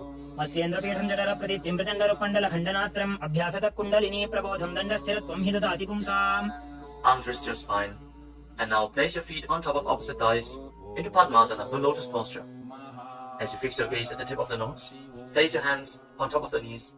Engage all the wonders intensely, sincerely. Visualize yourself as Lord Shiva and perform the Shitali Kumbhaka. Press your tongue against the back of the teeth as you hiss through your teeth on the inhalation. Engage all the bandhas and internally chant the new japa Om Nithyananda Mahasadaशिवोऽहम् in Padmasana. आसनं द्विधं प्रोक्तं पद्मं वज्रासनं तथा ऊर्ध्वोरुपै चेत् धत्ते उभे पादतले यथा. Now cross your hands in front of the body and keep your hands in Prana Mudra. Hold on to the big toes, gaze to the tip of your nose, and visualize yourself as Goddess Parvati, the consort of Lord Shiva, in Padmasana 2. उत्तानौ चरणौ कृत्वा ऊरु संस्थौ प्रयत्नतः ऊरु मध्ये तथोत्तानौ पाणी कृत्वा तु तादृशौ. From Padmasana, now bring your hands through your legs. Place your palms flat on the ground and straighten your arms. Pull your knees up, lift your body off the ground and balance. As you visualize yourself as a rooster, breathe calmly through your nose in Sahaja Kumbhaka in Kukutasana. पद्मासनं सुसंस्थाप्य नान्वोरोरन्तरे करौ निवेश्य भूमावासिष्ठे द्योमस्तः कुक्कुटासनः. Now from Padmasana, rise up onto your knees. Place your hands in such a way that the fingers are pointing towards your body. Now bend the elbows and bring them towards your navel. Lean forward, find balance and lift your legs off the ground. With your legs in Padmasana, visualize Swamiji in Baddha Asana. धरामवष्टभ्यकरद्वेन तत्पूर्वरिस्थापितानाभिपार्श्वः उच्चासनो दण्डवदत्तितर्खे मायूरमेतत् प्रवदन्ति पीठं मयूरं पद्मकं कुर्यात् बद्धकेकीति कथ्यते. Now extend your legs back into Mayurasana. From the kneeling position, lean your navel onto your elbows and lift your legs up straight as you visualize yourself as a peacock in Mayurasana. अथ वक्ष्ये महादेव मयूरासनमुत्तमम् ओमो निपात्य हस्तौ द्वौ कूर्परोपरि देहकम्. Now relax. Lay down on your stomach. After intensely engaging the muscles of your body, interlock your fingers around your neck. Place your forehead on the ground. Turn your feet outwards so the toes are pointing to the side and the heels are touching the ground. Visualize yourself as a crocodile in Makarasana. अध्यासशेदे हृदयं निधाय भूमौ च पादौ च प्रसार्यमानो शिरश्च धृत्वा करदण्डयुग्मे देहाग्निकारं मकरासनं तत्. Now keep your hands at the side of your shoulders and raise your legs off the ground. Engage your lower back as you visualize yourself as a locust in Shalabhasana. अध्यासशेते करयुग्मवक्षो भूमिमवष्टभ्यकरयोस्तलाभ्यां पादौ च शून्ये च वितस्तिचोर्ध्वं वदन्ति पीठं शलभं मुनीन्द्राः. Next, bend your knees and hold onto the feet with your hands, pulling your feet outside of the hips onto the ground as low as possible. Visualize yourself as a camel in Ushtrasana. अध्यासशेते पदयुग्मं व्यस्तं पृष्ठे निधायापि धृतं कराभ्याम् आकुञ्चयेत् सम्यक् उदरास्य गाढमुष्टं च पीठं योगिनो वदन्ति. Now, as you hold onto the feet, kick your legs back and up and raise your head and chest. Bend your back and gaze up. Visualize yourself as Lord Shiva's bow in Dhanurasana. प्रसार्य पादौ भुविदण्डरूपौ करौ च पृष्ठे धृतपादयुग्मं कृत्वा धनुस्तुल्य विवर्तिताङ्गं निगद्य योगी धनुरासनं तत्. Now lower your body down. Rise up and come to a comfortable kneeling position. Keep your heels outside the hips with the toes touching behind your back. Keep your hands on your knees or on your thighs. Gaze upwards towards your third eye. And breathe deeply through your nose. Lead the prana along your spine in Sahaja Kumbhaka. As you visualize Swamiji in a space, internally chant the Mahavakya Om Nithyananda Paramashivam in Bhagasana. उल्टा मोटी पावदो वैसे बहुरो जुगति करे एक ऐसे पावन महिला गुलपज होवु कुलापाशतीला बेसोवु. Now lean forward and down. Bring your forearms to the ground, elbows shoulder width apart. As you get ready for another inverted posture, interlock your fingers and place your head on the mat. Support it with your hands. Raise your hips up, straighten your legs, walk them forward and lift your legs off the ground. Stay in a position with your legs bent. Pull your knees in towards your chest. Pull your knees in towards your chest. As you gaze to the tip of the nose, visualize Swamiji in Gohi Asana. दो हाथ की कहुनी जोजी पुनः कलाई जाने दो जी. From Gohi Asana, now extend your legs up straight into Shirshasana, the headstand posture. Find inner stability. As you gaze to your nose and visualize Swamiji in Shirshasana. विपरीतं मण्डलं च द्विधैव विदितं हिनः दण्डासनं द्विधा प्रोक्तं Now gently विपरीतोपवेशने. lower your legs down. Bring your legs to the front. Extend it forward. As you get ready for a sequence of intense exhalations. In Bhastika Kumbhaka, pull your abdomen inwards and push the air out like the bellows of a blacksmith again and again. In Bhastika Kumbhaka, we are going to perform this Kumbhaka throughout the next few asanas. Starting off with Bodhi Asana. Hold onto your calves and then raise your legs up. Try to bring them as vertical in front of your face as possible. As you visualize Swamiji in your inner space, hold this position. Engage your core. दो हाथ पग बाहर आने गोड़ा तरे का कसी ठाने अंगुष्ठ पिंडली लगता Now धरे bring your hands Chandre behind your Akash back. विसी करे. Hold on to opposite shoulders with your hands as you gaze to your third eye. Exhale rapidly and visualize yourself as a mace in Parikasana. Intensely work your core. उत्तान शयनं कृत्वा पादौ मिलित्वा प्रसाद्यानितं बं भूमौ. Now bring your hands to the front, parallel to the ground, with the legs raised at 45-degree angle. Gaze to your third eye and visualize yourself as a boat in Naukasana. Keep going, we're almost there. Keep your core engaged. उत्तान शयनं कोल्पराभ्यां भूमिं वष्टभ्यः Now separate हस्तनितं your निधाय. knees and bring the soles of the feet together. Pull your feet in towards your chest as you scoop your hands below.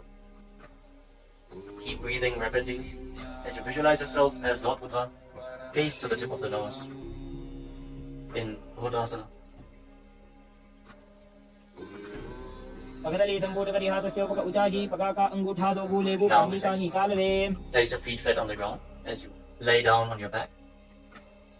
Keep your knees raised and place your palms on the ground just behind the heels. Push your hips up high off the ground. Lock your perineum and lock your throat in the Mula Bandha and the Jalandhara Bandha. Push the air upwards against the throat lock. Prevent it from escaping your body in Murcha Kumbhaka. Push the prana upwards as you gaze to your nose and visualize Swamiji in Unmukha Pitasana too. ऊर्ध्वे च जानुनी कृत्वा शवित्वोर्ध्वमुखं तथा उत्थाप्य हस्तौ तिष्ठेतु पीठ उन्मुख नामके. Now lay down on your back. Keep your hands flat at the side of your body with your palms facing up. Unclutch from any micro movements of the body and the mind. Be completely still in your body. Feel the Kundalini Shakti rising up along your spine in Shakti Chala Mudra from the Muladhara Chakra all the way to the Sahasrara, from the root center to the top of your head to the crown center. Visualize your body is dead. And Swamiji, the Supreme Pontiff of Hinduism, is liberating you. Internally chant the Mahavakya. Om Nithyananda Paramashivam in Shivasana. उत्तानं शववद् भूमौ शयनं तु शवासनं शवासनं श्रान्तिहरं चित्तविश्रान्तिकारकम्.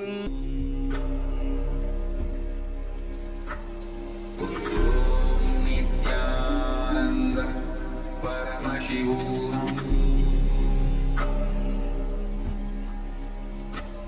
Om Nithyananda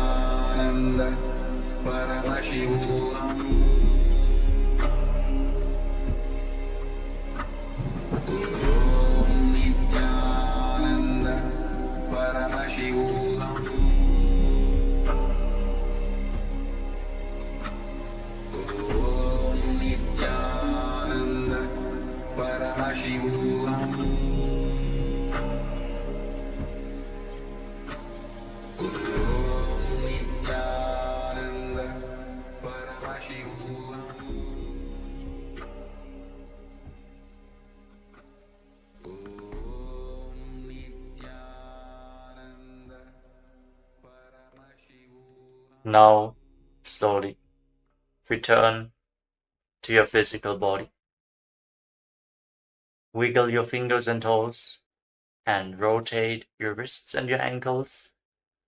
Bend and stretch your elbows and knees. Pull the legs up against your chest. Squeeze your body into a ball and slowly return to a comfortable seated position.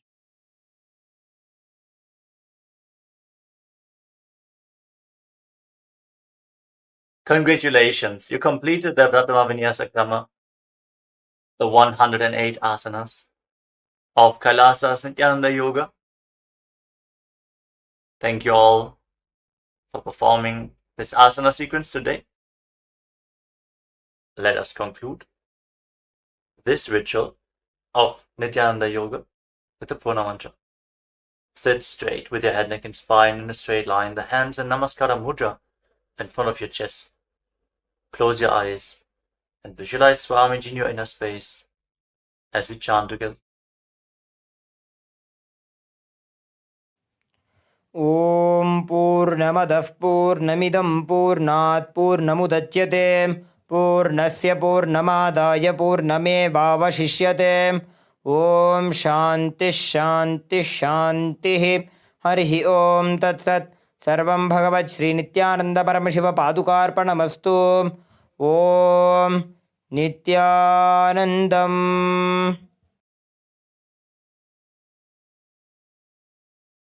Now, in deep gratitude to Swamiji, perform the Shashtanga Namaskar.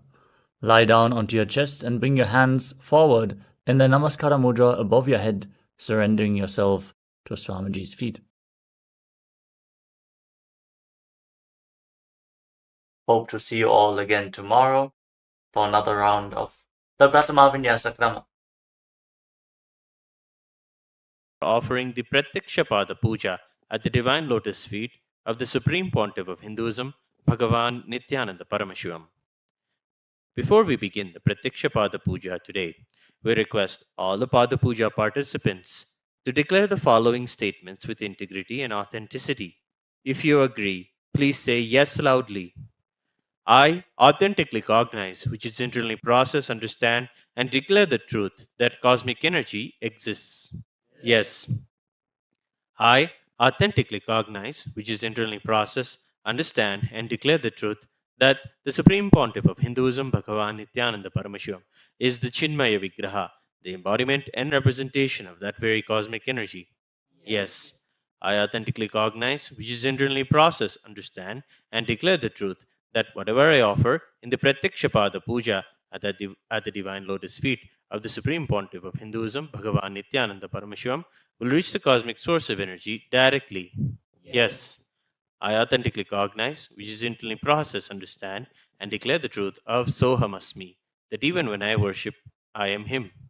Yes. Let us now enter the Pratyakshapada Puja. Now, please be seated in a space of deep restful awareness and gratitude in your Ananda Gandha. Nithyanandam Paramasukhadam Kevalam Jnanamurtim Dvandvatitam Gagana Sadrusham Tattvamasyadilaksham Ekam Nityam Vimalamachalam Sarvadhi Sakshibhutam Bhavatitam Trigunarahitam Sadgurum tam namami Nithyanandeshwara Paramashiva Samarambham Nithyanandeshwari Paramashiva Shakti Madhyamam Nithyananda Paryantam Vande Guru Paramparam Lalate Tripundre Nidhiladhrita Kasturi Tilakaha Spuranmaladhara Spuritagadikopinavasanaha Dadhano Dushtaram Chirasibhanirajam Shashikalam Pradipah Sarvesham Arunagiri Yogi Vijayate. Om Atmadattvam Shodhayami Svadha. ॐ विद्यातत्त्वं शोधयामि स्वधा ॐ शिवतत्त्वं शोधयामि स्वधा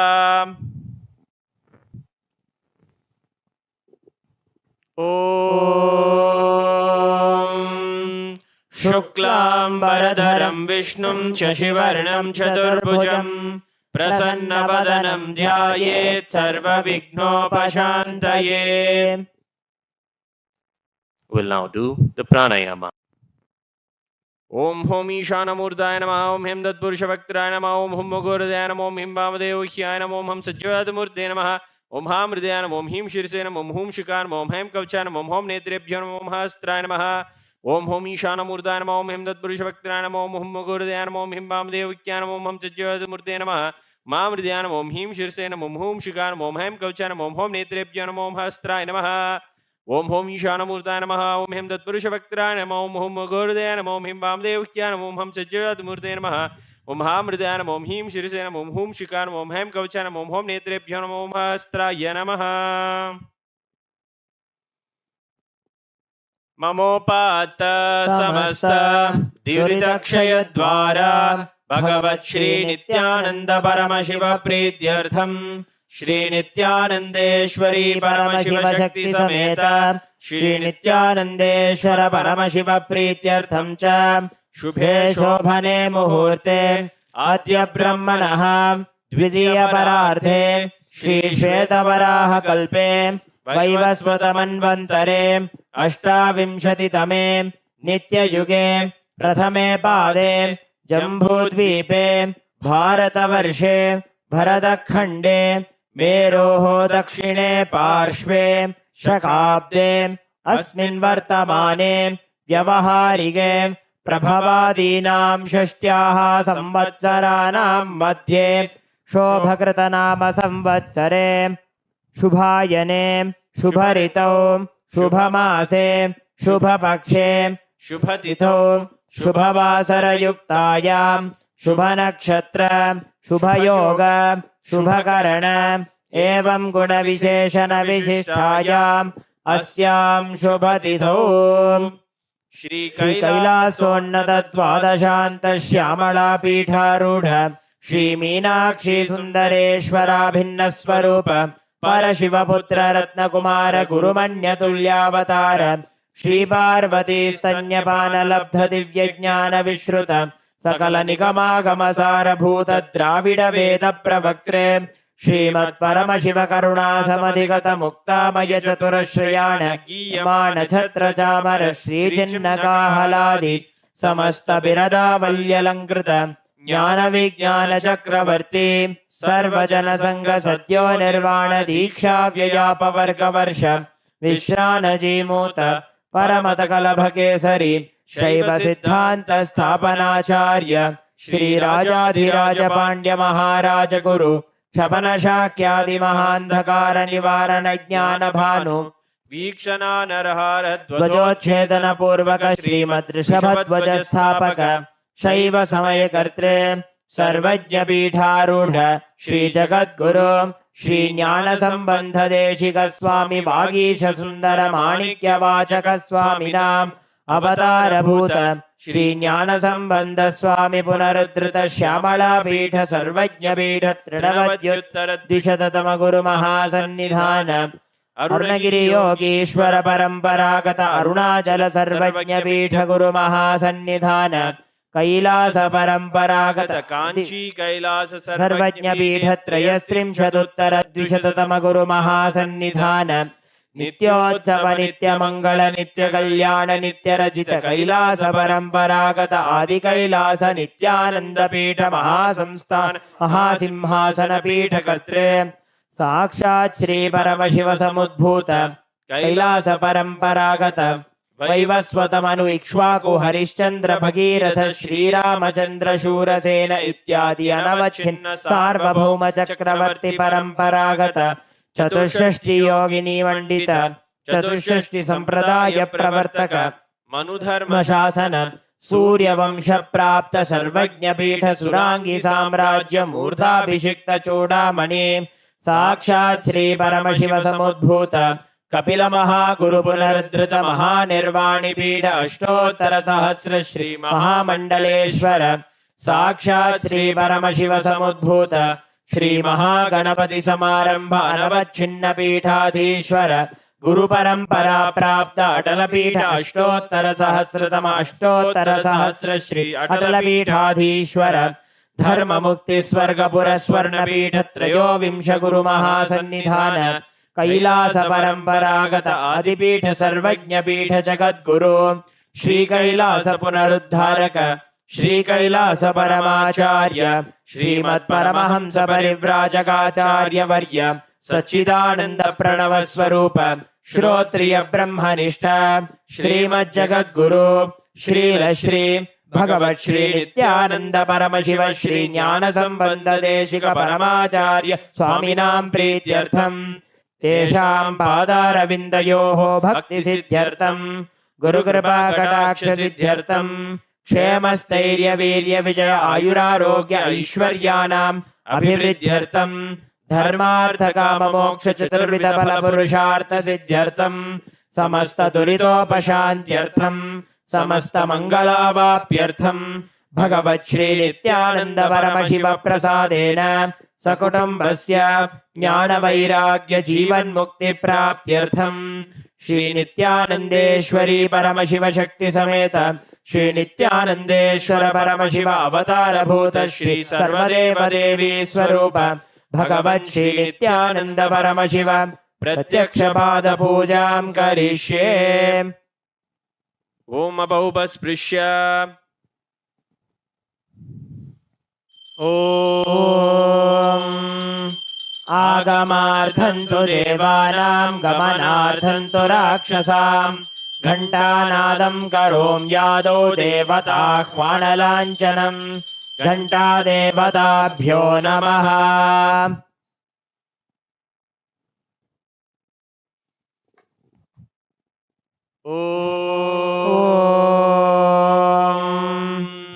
हृत्पद्ममासनं दद्यात् सहस्रारच्युतामृतैः पाद्यं चरणयोर्दद्यात् मनस्तु अर्घ्यं निवेदयेत् तेनामृतेन आचमनीयं स्नानीयं तेन च स्मृतम् आकाशतत्त्वं वस्त्रं स्यात् गन्धः स्यात् गन्धतत्त्वकम् चित्तं प्रकल्पयेत् पुष्पं धूपं प्राणान् प्रकल्पयेत् तेजस्तत्त्वं च दीपार्थं नैवेद्यं स्यात् सुधाम्बुधिः अनाहतध्वनिर्घण्टा वायुतत्त्वं च चामरं सहस्रारं भवेत् छत्रं शब्दतत्त्वं च गीतकं नृत्यमिन्द्रियकर्माणि चाञ्चल्यं मनसस्तथा सुमेखलां पद्ममालां पुष्पं नानाविधं तथा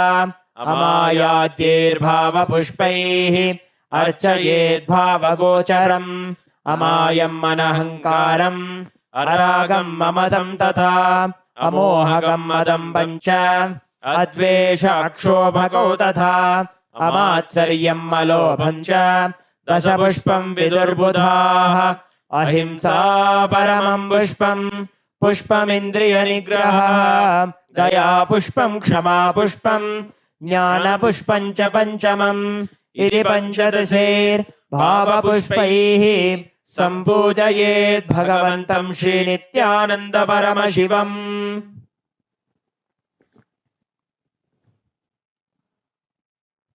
आसनम् ॐ सर्वभूतान्तरस्थाय सर्वभूतान्तरात्मने कल्पयाम्युपवेशार्थम् आसनं ते नमो नमः। ॐ ह्रीं इदं सुवर्णासनं सर्वदेवदेवी स्वरूपाय भगवते श्रीनित्यानन्द परमशिवाय नमः। स्वागतम्। ॐ शान्तत्वात् सर्वकर्तृत्व भावोपरतिकारणात् शिव उक्तौ महातन्त्र मन्त्रविद्भिः सदा शिवः तस्मै शिवाय गुरवे वीतरागकलाय वै अमेयत्वादनन्तोऽयम् अजत्वाच्च प्रकीर्तितः यस्य दर्शनमिच्छन्ति देवाः स्वाभीष्टसिद्धये तस्मै ते परमेशान स्वागतं स्वागतं प्रभो अद्य मे सफलं जन्म जीवनं सफला क्रियाः स्वागतं यत्त्वया तन्मे तपसां फलमागतम् ॐ ह्रीं सर्वदेवदेवी स्वरूप भगवत् श्री नित्यानन्द परमशिव स्वागतं सुस्वागतं ते पाद्यम् ॐ यद्भक्तिलेशसम्पर्कात् परमानन्दसम्प्लवः तस्मै ते परमेशान पाद्यं शुद्धाय कल्पये ॐ ह्रीं एतत्पाद्यं सर्वदेवदेवी स्वरूपाय भगवते श्रीनित्यानन्द परमशिवाय नमः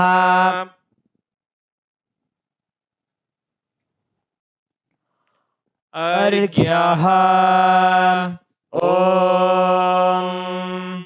दूर्वाक्षतसमायुक्तं बिल्वपत्रं तथा परं शोभनं शङ्खपात्रस्थं ग्रहाणार्घ्यं महेश्वर ॐ ह्रीं एषोऽर्घ्यः सर्वदेवदेवी स्वरूपाय भगवते श्रीनित्यानन्द परमशिवाय स्वाहा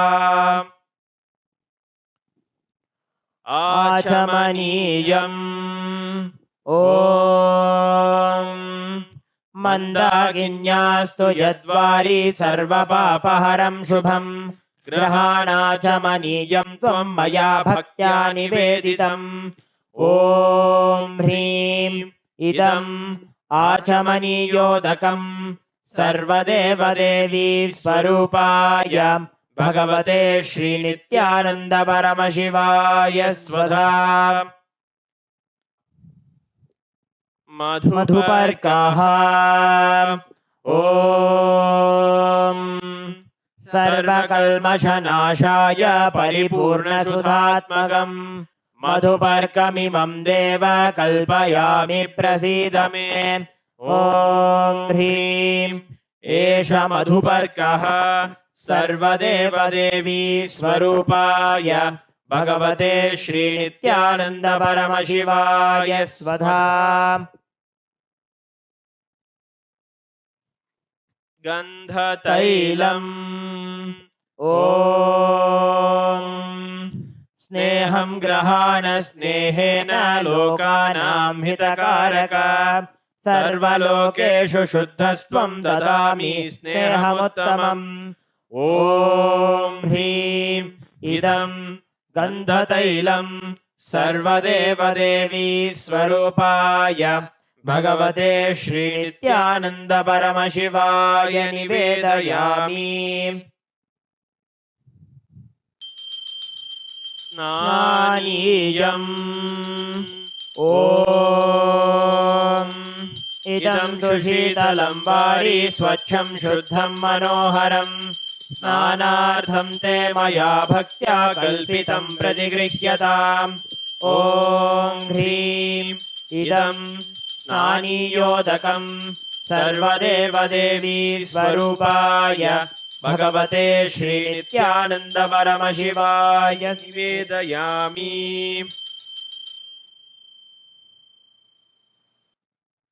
वस्त्रम् ॐ मायाचित्रपटाच्छन्न निजगुह्योरुतेजसे निरावरणविज्ञाय वासस्ते कल्पयाम्यहम् ॐ ह्रीं इदं वस्त्रोत्तरीयं सर्वदेवदेवी स्वरूपाय भगवते श्रीनित्यानन्द परमशिवाय निवेदयामि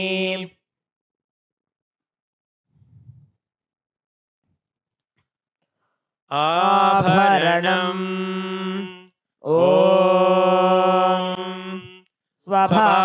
सुन्दराङ्गाय नानाशक्त्याश्रयायते सुवर्णं भूषणं तुभ्यं कल्पयामि प्रसीद मे ॐ ह्रीं इदं सुवर्णाभरणं सर्वदेवदेवी स्वरूपाय भगवते श्रीनित्यानन्द परमशिवाय निवेदयामि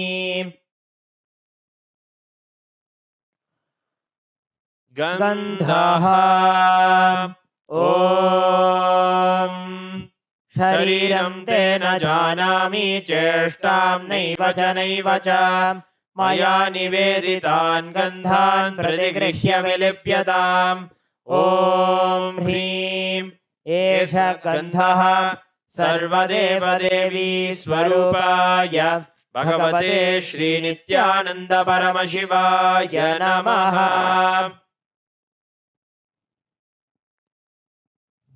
पुष्पम् ॐ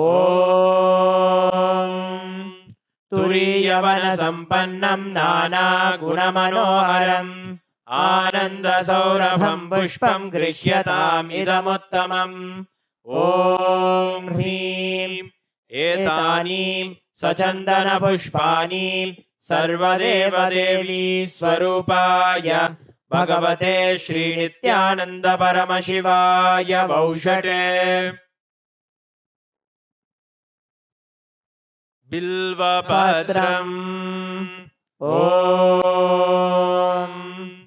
अमृतोद्भवं श्रीवृक्षं शङ्करस्य सदा प्रियम् बिल्वपत्रं प्रयच्छामि पवित्रं ते सुरेश्वर ॐ ह्रीं एतानि सचन्दनबिल्वपत्राणि सर्वदेवदेवी स्वरूपाय भगवते श्रीनित्यानन्द परमशिवाय वौषटे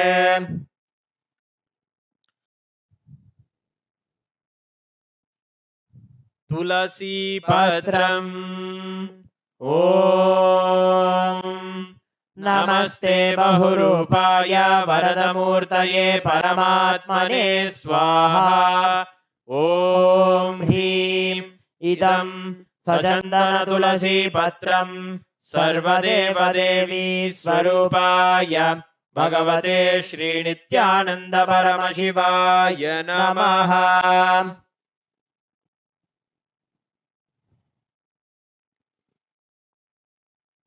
धूपः ॐ वनस्पतिरसो दिव्यो गन्धाद्यस्सु मनोहरः आघ्रेयः सर्वदेवानां धूपोऽयं प्रतिगृह्यताम् ॐ ह्रीं एष धूपः सर्वदेवदेवी स्वरूपाय भगवते श्रीनित्यानन्द परमशिवाय नमः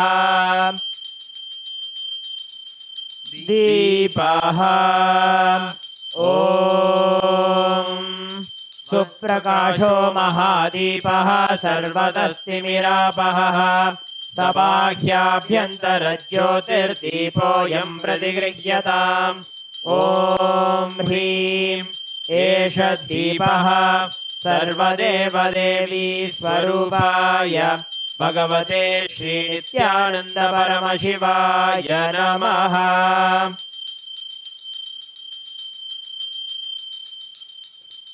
नैवेद्यम् ॐ नैवेद्यं विविधं देव शर्करादिविनिर्मितम् मया निवेदितं भक्त्या ग्रहाण परमेश्वर ॐ ह्रीं इदं सोपकरणनैवेद्यं सर्वदेवदेवी स्वरूपाय भगवते श्रीनित्यानन्द परमशिवाय निवेदयामि पानीयम् ॐ समस्तदेवदेवेश सर्वतृप्तिकरं परम् अखण्डानन्दसम्पूर्णं ग्रहाणजलमुत्तमम् ॐ ह्रीं इदं पानार्थोदकम् सर्वदेवदेवी स्वरूपाय भगवते श्रीनित्यानन्द परमशिवाय नमः। पुनराचमनीयम् ॐ उच्छिष्टमप्यशुचिर्वा यस्य स्मरणमात्रतः शुद्धिमाप्नोति तस्मै ते पुनराचमनीयकम्। ॐ ह्रीं इदं पुनराचमनीयोदकम् सर्वदेवदेवी स्वरूपाय भगवते श्रीनित्यानन्द परमशिवाय स्वाहा।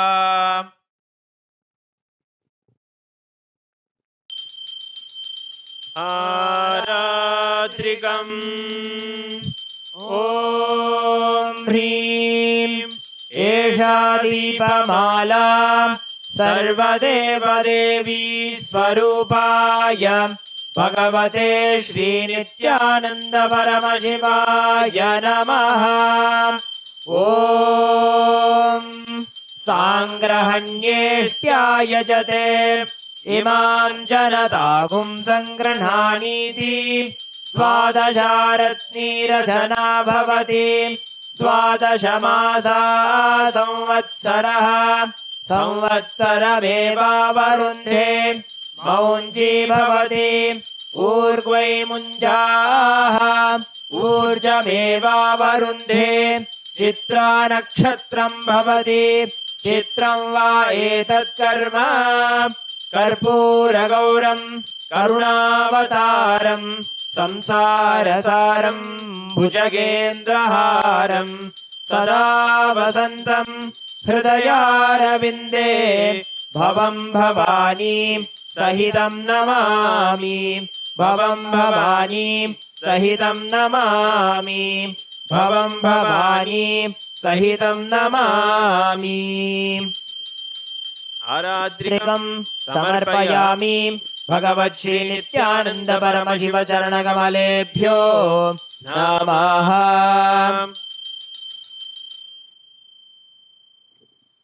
पुष्पाञ्जलिः। गुरुर्ब्रह्मा गुरुर्विष्णुः गुरुर्देवो महेश्वरः गुरुः साक्षात् परं ब्रह्म तस्मै श्री गुरवे नमः। अखण्डमण्डलाकारं व्याप्तं येन चराचरं तत्पदं दर्शितं येन तस्मै श्री गुरवे नमः।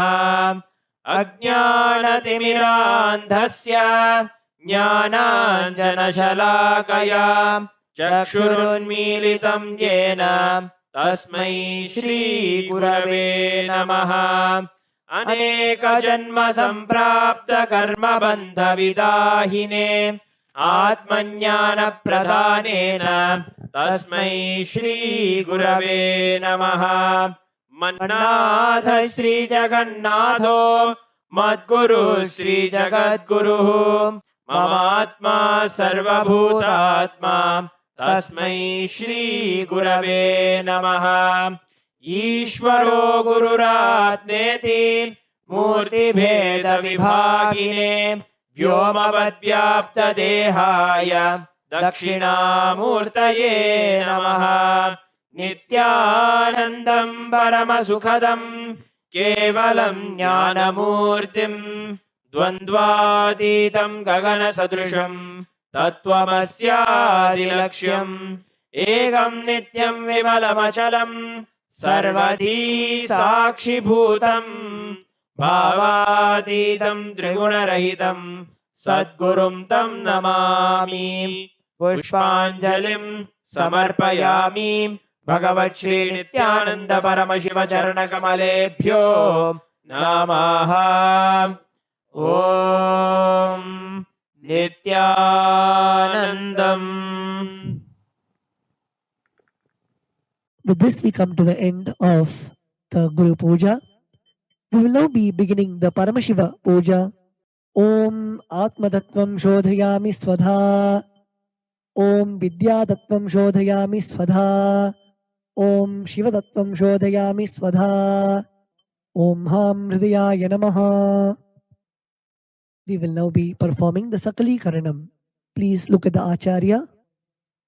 Om Ha Astraya Namaha Shaktaye Voshate Om Ham Shivasanaya Namaha Om Ham Shivamurtaye Namaha Om Ham SatyojataMurtaye Namaha Om Him Vamadeva Guhyaya Namaha Om Hum Agora Hridayaya Namaha Om Him Tatpurushavaktraya Namaha Om Hom Ishanamurdhaya Namaha Om Ham Hom Vidyadehaya Namaha Om Hom Netrebhyo Namaha Om Ham Hom Shivaya Namaha Om Ham Hridayaya Namaha Om Him Shirase Namaha Om Hum Shikhaye Namaha Om Haim Kavachaya Hum Om Ha Astraya Namaha Om Haim Kavachaya Hum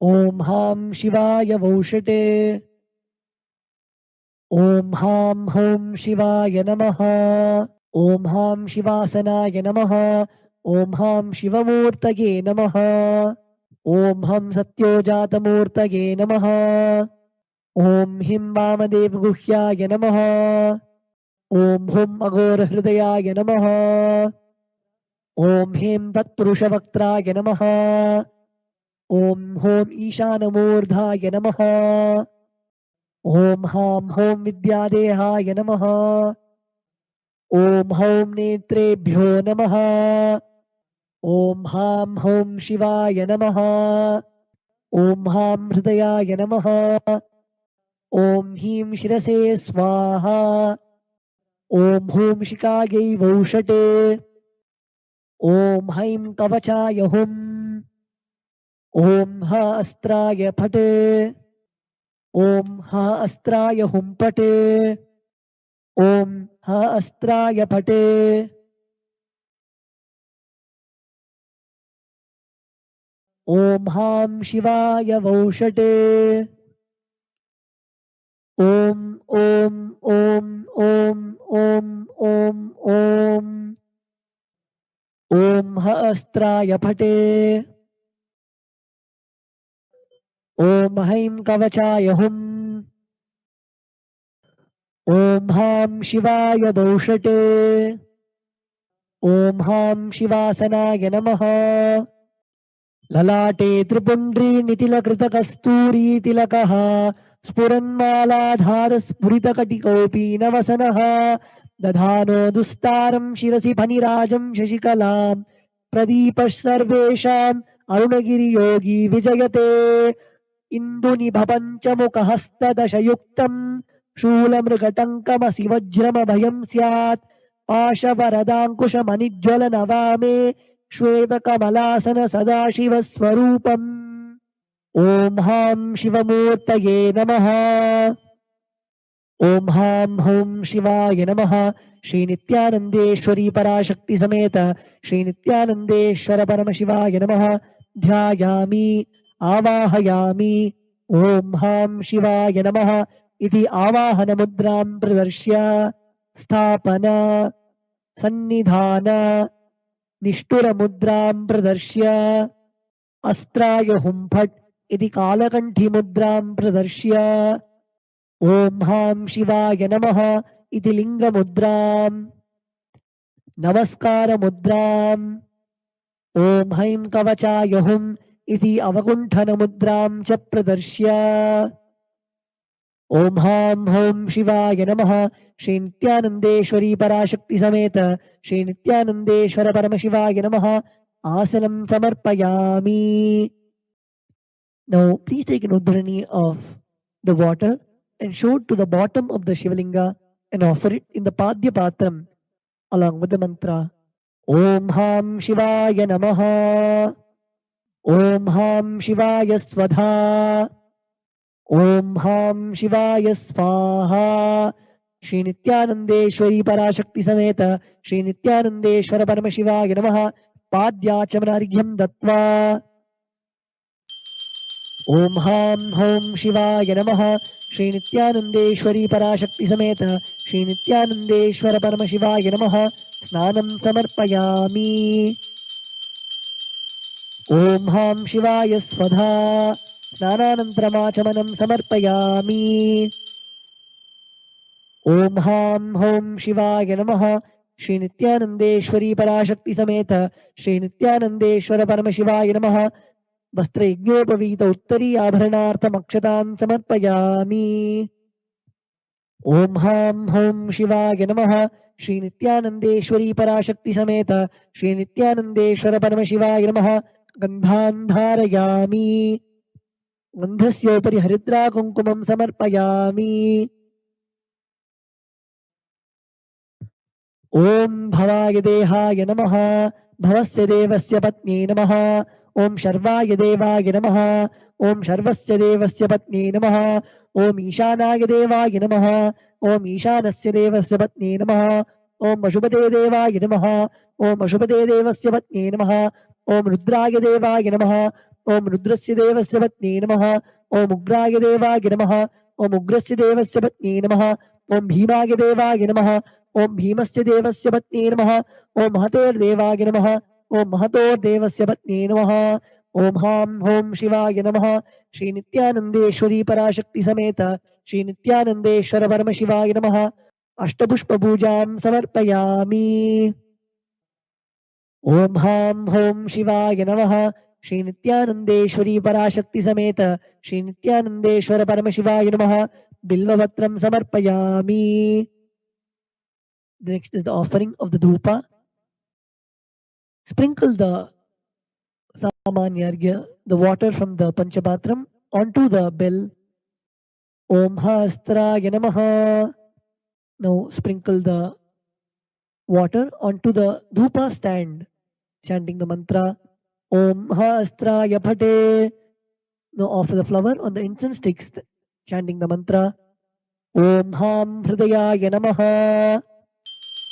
Om Ham Hom Shivaya Namaha Shri Nithyanandeshwari Parashakti Sameta Shri Nithyanandeshwara Paramashivaya Namaha Dhupam Aghrapayami. Om Ham Shivaya Swadha. Om Hastraya Pate. Om Ham Hridayaya Namaha. Om Ham Hom Shivaya Namaha Shri Nithyanandeshwari Parashakti Sameta Shri Nithyanandeshwara Paramashivaya Namaha Deepam Darshayami. Om Ham Shivaya Swadha. Om Hastraya Pate. Om Ham Hridayaya Namaha.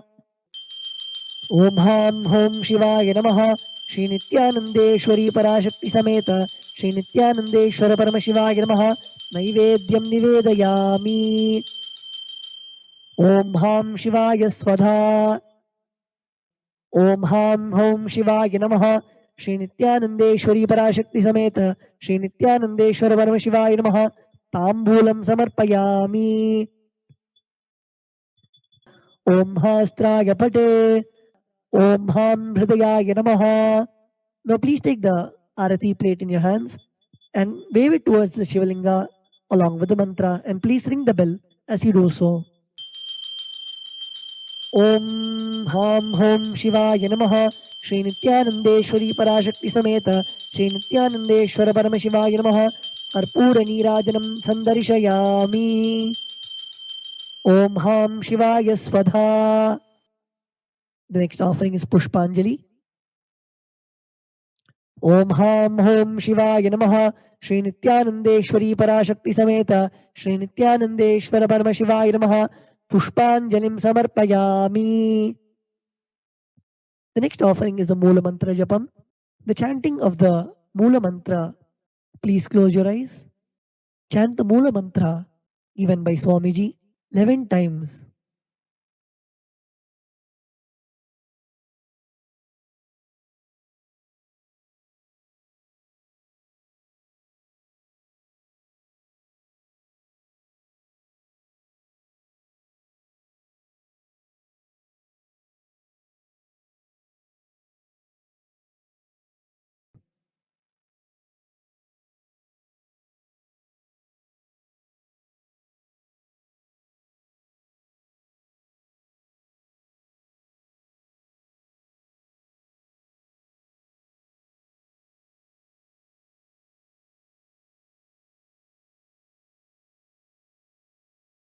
Now we'll be offering the japa that we have chanted. Please take a flower, the durva grass and the akshata in your right hand. Om Ham Hridayaya Namaha, Om Hem Kavachaya Hum, Om Hastraya Pate. यत्किञ्चित् कर्म देवेश सदा सुकृतदुष्कृतं तन्मे शिवपदस्थस्य भुङ्क्षक्षपे शङ्कर शिवो दाता शिवो भोक्ता शिवः सर्वमिदं जगत् शिवो यजति सर्वत्र यः शिवः सोऽहमेव तु ॐ हां हौं शिवाय नमः ॐ आत्मतत्त्वं शोधयामि स्वधा ॐ विद्यातत्त्वं शोधयामि स्वधा ॐ शिवतत्त्वं शोधयामि स्वधा Om Ham Hridayaya Namaha. We will now be chanting the Purna Mantra. Please place your hands in the Atmanjali Mudra and close your eyes. Om Purnamadah Purnamidam Purnat Purnamudachyate Purnasya Purnamataya Purnamevavashishyate Om Shanti Shanti Shanti Hari Om Tatsat Sarvam Bhagavat Sri Nithyananda Paramashiva Padukarpanamastu Om Nithyanandam.